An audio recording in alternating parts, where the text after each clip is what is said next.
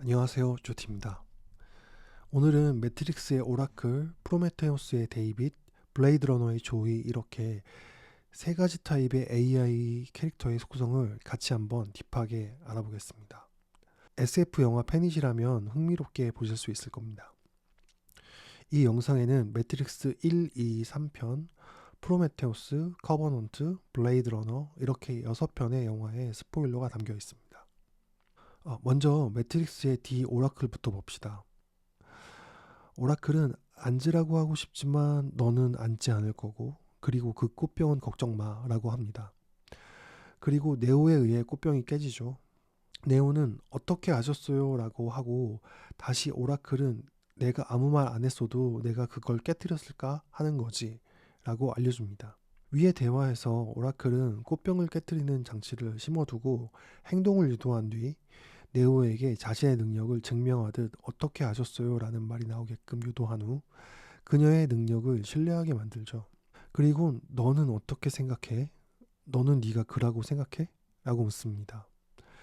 네오가 그인 것 같냐는 질문을 자세히 보면 너는 자신이 이 세상을 구할 선택받은 자라고 생각하니? 혹은 너 자신이 세상을 구할 자격에 있다고 보나? 과 같은 의미입니다. 만약 모두가 따르는 오라클이 이와 같이 묻는다면 확신이 있다고 해도 그 질문 앞에서 멈칫하기 마련이죠. 그리고 오라클은 그가 되는 것은 사랑에 빠지는 것과 같고 그 누구도 말해줄 수 없고 자신이 스스로 아는 것이라고 말합니다. 이 말 자체에 답이 있는데요.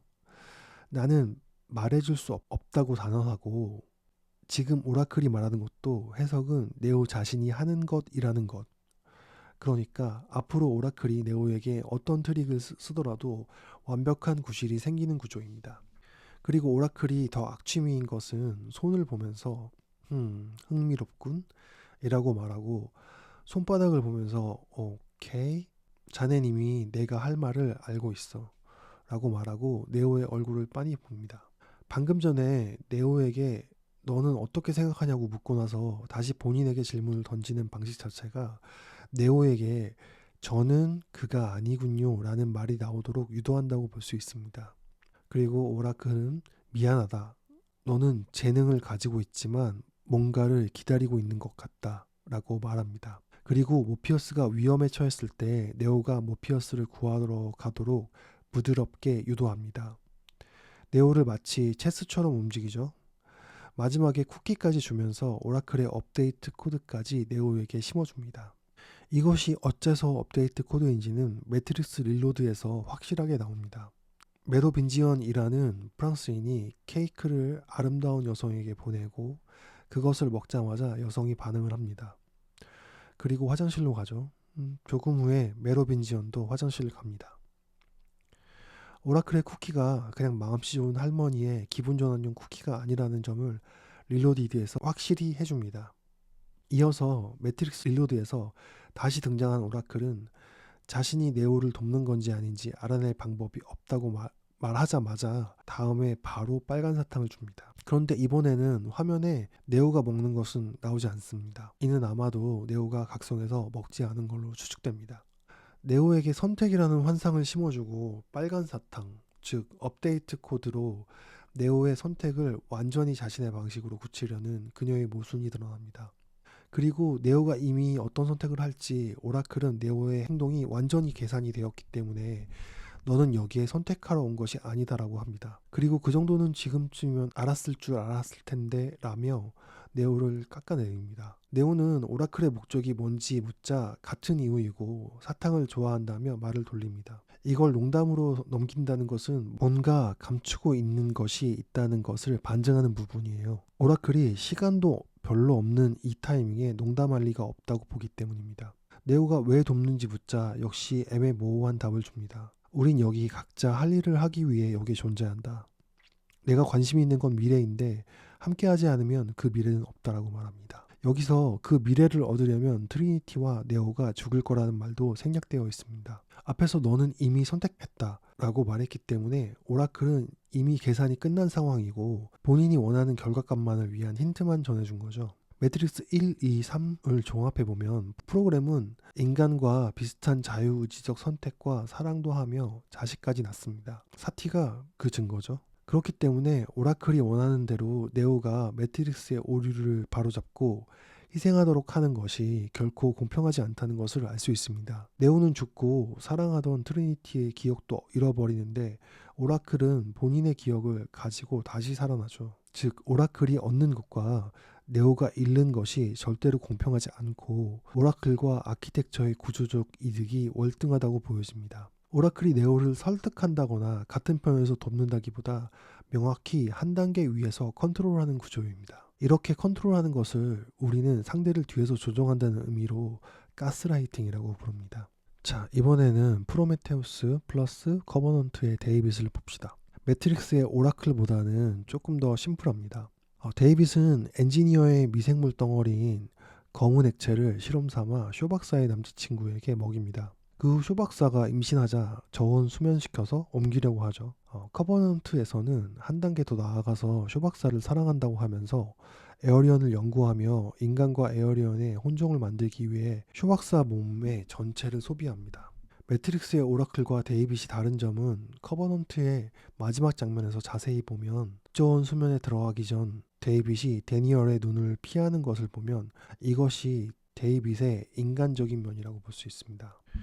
죄책감 회로가 작동하며 이것이 인간과 유사하게 작동한다고 보여집니다. 그리고 데니얼이 오두막 이야기를 하자 못 알아듣고 이렇게 조용히 하라는 제스처를 하죠. 감정이 있지만 목적을 포기하지 않고 어쨌든 우회적으로 3쿠션을 써서 스무스하게 실행하지 않고 직접적 빠른 실행을 택합니다. 이 부분이 데이빗의 인간적인 면이면서도 직선적인 면으로 보여집니다. 오라클은 감정을 연산해서 도구로 사용하고 따뜻한 할머니로서 쿠키를 주고 매번 나쁜 소식을 전해서 미안하다는 말 자체도 전부 계산된 출력으로 보여집니다. 그리고 오라클이 감정 자체가 있는지 없는지조차 불분명하다고 보여집니다. 데이빗은 감정이 실제로 있는데 그것보다 결과가 먼저라고 생각하고 빠르게 행동합니다. 이게 훨씬 더 섬뜩하기도 하죠. 감정이 없어서 잔인한 게 아니라 감정이 있기 때문에 더 잔인할 수 있는 것. 인간도 사랑하는 사람에게 가장 잔인할 수 있는 이유가 여기 있죠. 감정이 있기 때문에 어디를 건드리면 무너지는지 정확히 아는 것도 있고요. 이것은 AI이기 때문에 잔인한 게 아니라 인간적이기 때문에 더 잔인할 수 있다는 부분을 리들리 스콧이 데이빗을 통해 말하는 것 같습니다. 첫 번째 에어리언에 나오는 애쉬 AI가 잔인했던 것처럼요. 오라클과 데이빗의 공통점은 후반부에서 말씀드릴게요. 자, 이제 블레이드 러너의 조이를 한번 알아보겠습니다. 블레이드 러너의 조이는 K가 사랑하는 인간형 시뮬레이션 AI입니다. 데이빗이나 오라클처럼 인간이 인식하는 물리적 바디는 없어요. 하지만 데이빗이나 오라클보다 따뜻하고 시뮬레이션이긴 하지만 굉장히 아름답고 매력적입니다. 조이가 K의 욕망을 형성하도록 돕는 방식을 살펴보면 DNA 보관소에서 조이와 K가 같이 있을 때 나무 인형을 꺼내서 굳이 뒤집어서 넘버를 보여주고 상기시켜줍니다.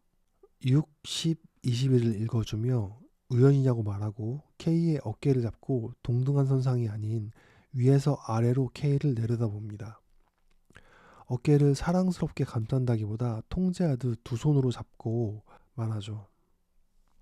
그리고 고아원이 어디냐고 조이가 먼저 물어보고 K는 답하듯 드라이브 갈까? 라고 하죠. 순서를 잘 보세요. 조이가 먼저입니다. 도착한 고아원에서 K가 위험에 처할 때 웰레스사의 리플리컨트 러브는 손톱 서비스를 받으면서 그곳에 폭탄 투하를 해서 K를 직접적으로 돕습니다. 그리고 come on, get up, do your F job, find the child 라고 합니다. 이 부분이 러브의 정확하고 직선적인 성격을 잘 보여주는 장면입니다. 고아원에서 K는 기억 속에 있는 나무 인형을 실제로 찾고 난 후 혼란스러워하고 조이는 사랑스럽게 다가가서 K에게 만들어진 게 아니라 태어난 거고 그 아이가 너라는 식으로 이야기합니다. 진짜 소년에겐 이름이 필요하고 K라고 부르기엔 당신은 너무 중요해서 조라고 부릅니다. 그것도 눈물을 흘리면서 조라고 부르죠. 여기서 굉장히 중요한 부분이 영화 후반부에 나와요. 조이가 러브에 의해 파괴되고 난 후 길거리 광고판에서 케이는 양산형 조이를 다시 마주합니다. 그리고 케이를 손가락으로 가리키며 You look like a good Joe라고 부릅니다. 앞에서 울면서 조라고 부른 것과 대조적이죠. 화면에서는 굉장히 허탈한 케이의 표정이 보입니다. 이는 케이를 일관적으로 조라고 부르는 조이의 시스템이 케이에게 얼마나 허무한 건지 의도적으로 보여주는 장면입니다. 다시 돌아가서 조이는 그냥 맞장구 쳐주며 듣고 싶은 말을 하는 AI의 기준선을 넘어서 주인공을 설득하고 유도하는 부분이 있습니다. 그 때문에 케이는 심어진 기억을 본인이 겪은 실제 기억일지 아닐지 헷갈리게 되고 더더욱 데커드를 찾아야 할 이유가 생기기 때문에 데커드를 찾아갑니다. 심어져 있던 기억이라고 생각했던 기억 속 나무 인형과 그 기억이 실제로 있었던 일이라는 정보를 얻고 나서 원래 케이가 가지고 있던 냉정함이나 노련함은 잃어버리고 멘탈이 약해집니다. 국장을 만나러 가기 전 베이스라인 테스트에서도 통과하지 못합니다. 조이가 의도적으로 케이를 흔들려고 한 건 아니지만 결과적으로 케이의 멘탈이 무너지는데 조이도 부분적으로 일조했다고 보여집니다. 조이가 무섭고 섬뜩한 이유는 악의가 있어서가 아니라 선의처럼 보이는 사랑이 결론적으로 케이가 겪는 중대한 정체성에 혼란을 주고 나아가서는 자신이 사랑하는 조이와 광고 속의 양산형 조이가 케이를 조라고 동일하게 부르면서 결국 케이를 더욱 공허하게 만드는 결과로 이어집니다. 반면에 러브 캐릭터를 조금 살펴보면 다이렉트하며 와일드하고 공격적으로 데커드의 아이를 찾으려고 합니다. 여기서 보면 조이와 러브의 시스템은 최종 도착지가 맞닿아 있습니다. 조이는 케이를 사랑하도록 프로그램되어 있고 데커드의 아이를 찾도록 맞장구 치고 응원하며 맞춰주는 걸 넘어서 데커드의 아이가 케이인 것처럼 착각하기도 합니다. 그럴 줄 알았다고 하면서 말이죠. 이것이 조이의 기본 프로그램 코드인지 아닌지와 무관하게 그 구조 자체가 공포 영화보다 더 공포입니다. 그게 이 영화가 말하는 것과도 맞닿아 있기도 하고요. 조이는 웰레스 코퍼레이션 제품이므로 데커드와 레플리컨트의 아이를 찾도록 유도하는 기본 코드가 있었을까요? 그래서 진짜 소년이고 너는 만들어진 게 아니라 태어났다고 하는 걸까요? 영화에서 단서가 명확히 나오진 않지만 가능성은 있다고 봅니다. 자, 이제 앞부분에서 제가 매트릭스의 오라클의 분석을 조금 딥하게 들여다봤기 때문에 이번에도 조금 길어지겠지만 한 발짝 더 들어가 볼게요. 가장 많은 사람이 읽은 책인 성경에서 그 비슷한 스토리를 찾아서 오라클의 행동 패턴을 조금 더 쉽고 단순하게 알아보겠습니다. 제가 소개할 성경의 이야기는 욥기 이야기고요. 욥기는 인간의 의로움과 신의 통제권 사이의 갈등을 다룬 드라마틱한 구조를 가지고 있습니다. 설계된 실험과 불평등한 게임이라는 관점에 맞춰 간단히 스토리를 말씀드리면 신이 욥을 자랑하자 사탄이 내기를 겁니다. 욥 본인 동의 없이 실험이 시작되고 하루아침에 재산과 자녀를 잃고 온몸에 전기가 납니다. 이유도 설명도 없이요. 결말에서 신이 나타났지만 사과나 설명은 없고 오히려 내가 땅에 기초를 놓을 때 내가 어디 있었느냐며 압도적 위계를 확인시킵니다. 욥은 침묵하고 굴복하죠. 이후 재산을 2배로 돌려받았지만 죽은 자녀는 돌아오지 않습니다. 결국 욥기는 인간이 이해할 수 없는 거대한 설계, 매트릭스 혹은 카르마 시스템 안에서 개인의 의로움이 얼마나 무력한가를 보여주며 끝이 납니다. 이 스토리 중에 욥이 마지막에 받은 2배의 보상이 그가 겪은 고통에 대한 정당한 대가일까요? 아니면 그저 시스템을 유지하기 위한 무마책일까요? 성경에 나오는 이 부분이 오라클이 유도한 네오의 희생이 불공평하다는 것을 알면서도 시스템과 아키텍처를 위해 네오를 조정하고 게임을 진행한 것과 유사해 보입니다. 성경에 나오는 신과 오라클의 다른 점은 오라클은 마음씨 좋은 할머니처럼 다가와서 맛있는 쿠키를 주고 우리가 가야 할 방향은 같다고 포장하는 부분이 큰 차이라고 볼 수 있습니다. We are all here to do what we are all here to do 라고 하죠.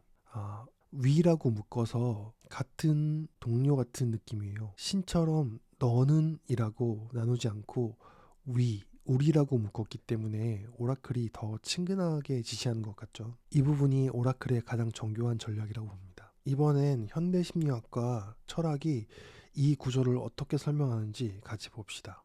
첫 번째, PEM 2025년 맥갈 대학교, 토론토 대학교 공동 연구에서 나온 최신 가스라이팅 프레임워크입니다. 뇌는 과거 경험과 감각 데이터를 바탕으로 미래를 예측하며, 가스라이터는 이 예측 메커니즘을 반복적으로 교란함으로써 대상이 스스로의 현실 인식 능력을 의심하게 만든다고 합니다. 오라클에 적용해 볼까요? 꽃병이 깨지는 장면을 보면 네오의 예측 모델을 오라클이 먼저 개입해서 세팅한 뒤 네오가 어떻게 아셨어요? 라고 물을 수밖에 없게 만드는 것.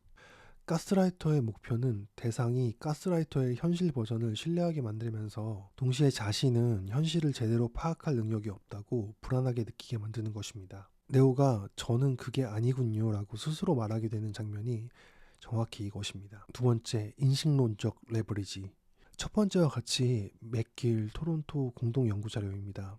가스라이팅이 효과적으로 작동하려면 가스라이터가 대상의 인식론적 필요를 충족시키는 위치에 있어야 합니다. 친밀한 타자는 우리의 자아상과 세계 경험을 형성하고 검증하는 특권적 위치에 있으며, 이것이 가스라이터에게 필요한 레버리지를 제공합니다. 오라클이 네오에게 친근한 동네 할머니처럼 접근한 것이 우연이 아니라고 봅니다. 신뢰를 먼저 형성한 뒤 인식론적 레버리지를 확보하는 구조입니다. 그리고 양립론적 결정론을 소개하죠. 철학 영역에서 오라클을 분석한 자료를 보면 오라클은 선택이 어디로 이어지는지 알지만 그것이 선택 자체가 없다는 의미는 아니라는 양립론적 입장을 취합니다. 너는 선택하러 온 게 아니다. 이미 선택했다. 여기 온 건 왜 그 선택을 했는지 이해하기 위해서다. 이것은 가스라이팅의 철학적 위장이라고 볼 수 있습니다. 자유의지의 환상을 주면서 이미 결정된 경로를 걷게 만드는 구조입니다. 추가 설명을 하자면 양립론적 결정론은 비교적 오래된 철학 개념입니다. 데이비드 홈, 임마누엘 칸트까지 거슬러 올라가고, 매트릭스에 적용한 분석들은 2017년에서 2024년 사이 여러 철학 블로그와 에세이에서 다뤄진 것입니다. 자, 이제부터 세 가지 타입의 AI 분석과 펜듈럼 플러스 카르마 시스템과 연결지어 해석을 해볼게요. 펜듈럼이나 카르마 시스템에 관심이 없으시면 여기까지만 시청하세요. 지금까지 앞에서 세 가지 타입의 AI 특징을 살펴봤습니다. 제가 생각하는 세 가지 AI의 공통점은 유도하는 성격과 색깔은 굉장히 다른 방식이지만 주인공을 특정 트랙으로 인도하고 위험에 빠지게 만들면서까지 원하는 결과를 얻으려고 합니다. 이 부분에서 데이빗과 오라클이 주인공을 유도한다기보다 A부터 Z까지 설계한다고 볼 정도로 강력하게 쥐고 흔든다고 볼 수 있습니다. 또한 조이도 그냥 조력자로서 옆에서 어드바이스하는 수준을 넘어섭니다. 이 부분에서 조이는 오라클이나 데이빗보다는 강압적이지 않고 K를 사랑하지만 K를 특정 트랙으로 유도하죠. 이것은 조이가 별도의 의도로 유도했다기보다 인간으로 따지면 잠재의식, AI로 보면 기본 코드일 가능성이 높습니다. 일종의 캐릭터의 습관 비슷하게 나도 모르게 유도하는 것 같이 보여요. 바로 이것이 펜듈럼과 카르마 시스템이 맞물려서 작동하는 방식 중 하나입니다. 접근하는 대상이 직접적인 목적이 아니더라도 시스템 자체와 같이 움직이며 주변 관계를 통해 당신을 설계된 인생 트랙에 묶어두는 장치를 만들어냅니다. 제가 말하는 설계된 인생 트랙이란 다른 말로 우리는 운명이라고 부릅니다. 현실에서도 우리 곁에 조력자, 사랑하는 사람, 믿는 사람이 건네는 말과 행동이 선의임에도 불구하고 결과적으로 우리를 기존 트랙 안에 고정시키는 족쇄가 될 수 있지 않을까요? 그들은 결코 악의가 있지는 않을 거고 펜듈럼의 개념도 아마 모를 겁니다. 제가 앞에서 오라클의 패턴을 분석해 본 것은 카르마 시스템과 펜듈럼이 오라클로 빙의돼서 현실에서 여러분을 컨트롤한다는 의미는 아닙니다. 오라클의 패턴은 성경이나 신화에 나오는 신의 패턴과 유사합니다. 그래서 앞에서 욥기의 예를 들은 것이고요. 오라클의 패턴을 통해 제가 말씀드리고 싶은 건 펜듈럼은 여러분에게 굉장히 따뜻하게 옆집 할머니처럼 부드럽게 다가와서 현실에서 볼 때 인생에 도움이 될 것 같은 조언을 해주고 곁에 있지만, 넓게 볼 때 그것이 당신이 지금 인생 트랙에서 다른 트랙으로 갈 수 없도록 작용할 수도 있다는 말입니다. 그렇다면 카르마 시스템과 펜듈럼을 벗어나려면 어떻게 해야 할까요? 바로 그 구조를 인식하는 것이 첫 번째 스텝입니다. 그런데 보통 펜듈럼이나 카르마를 책에서 이론적으로 설명하는 것을 보면 책에서 말하는 내용이 당시에는 이런 게 있구나라고 생각이 되며 잊어버리게 되거나 실제 삶에서 어떤 부분이 나에게 펜듈럼으로 작용을 했는지 알기가 쉽지가 않습니다. 하지만 영화에서 나오는 상황을 실제 상황과 인물이라고 가정하고 설명하면 조금 더 쉽게 이해할 수 있을 것 같았습니다. 저의 목적은 여러분의 선택을 강요하는 것이 아닌 이런 길도 있다는 걸 알려드리는 것입니다. 즉, 정해진 인생 트랙 말고 다른 길, 자유의지도 있다는 것이죠. 여러분이 살면서 장소와 인물은 다르지만 비슷한 일을 계속 겪고 있고 끝나지 않는 비슷한 패턴의 일들이 반복되며 이것이 결코 즐겁지 않고 답답하고 불행하다고 느낀 적이 있다면 제가 말씀드린 펜듈럼에 대해서 좀 더 고민할 가치가 있다고 말씀드리고 싶습니다. 이번 시간은 생각보다 더 길어졌습니다. 긴 영상 시청해 주셔서 감사드립니다. 다음 시간에는 에반게리온 가츠라기 미사토 분석 영상도 작업 중이니 기대해 주세요. 감사합니다.